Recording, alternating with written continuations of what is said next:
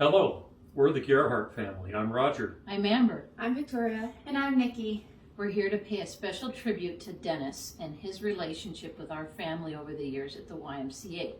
Roger and I have been there for 31 years, and when we had our two daughters, they basically grew up in the drop-off. And during that time, Dennis developed a real friendship with us and with Victoria, because he would often go to the drop-off just to check up on her. And he'd often say to her, "I'm keeping an eye on you, Victoria. Watch out." And as a result, Victoria and him developed a really neat thing with his eyeball during birthdays, and she'll explain it to you.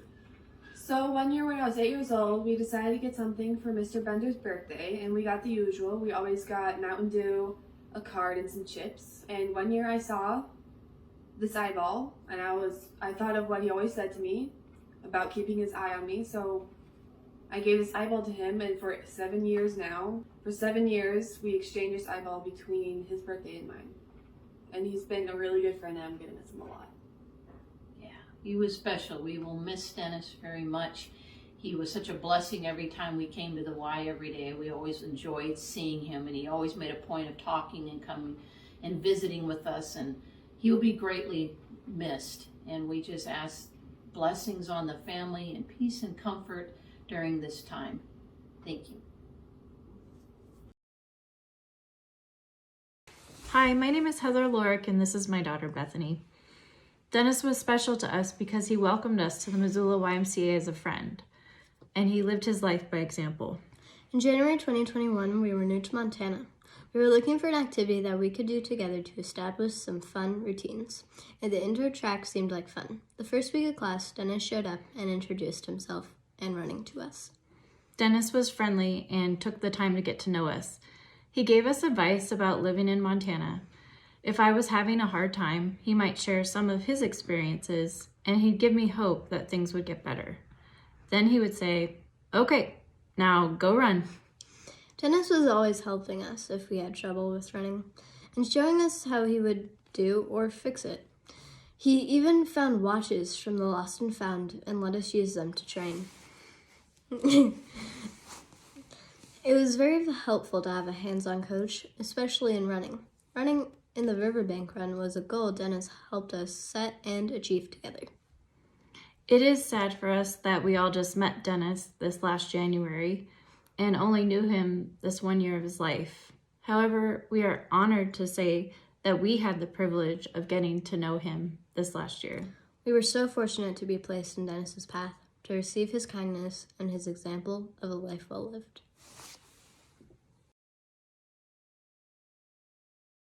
Hi, my name's Glenn Moyer. Dennis and I did a lot of races together over the years, both as organizers and participants, but there's one race that stands out above all the rest, and that is the Grand Columbian. It was our first full Ironman that both of us had done together. It was also my last full Ironman, but not Dennis's. He would hound me constantly to sign up and do another Ironman with him or another half Ironman. He had boundless energy that I just couldn't match. I don't know where he got it from. But anyway, back to the race. After many hours of racing, I looked in front of me, and with 1.5 miles left to go, I couldn't believe my eyes. It was Dennis Bender.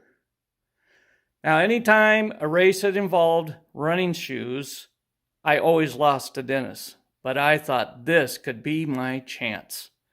So with 1.5 miles left, I picked up my pace. See, he hadn't looked behind him. He didn't know I was there. So I was going to sneak up on him. But after a 1/2 mile of picking up my pace, he was still 45 seconds in front of me. So I kicked it in harder. And I'm not going to lie, with a 1/4 mile to go, he was still 45 seconds in front of me. So I went into a sprint. And after all that, he finished 47 seconds in front of me. I crossed the finish line. There was my wife and kids, Dave Norman, and a happy, smiling Dennis Bender. I said, "Dennis, How did you know I was behind you? I kept picking up my pace. You never looked back. He said, I just had a sense. And I guess it was a radar. But here's the best part of the story. After the race was done, he was happier for me than he was for himself. Not because he beat me again, but because he had helped me to do the very best I could. That's the Dennis Bender I know. Love you, Dennis.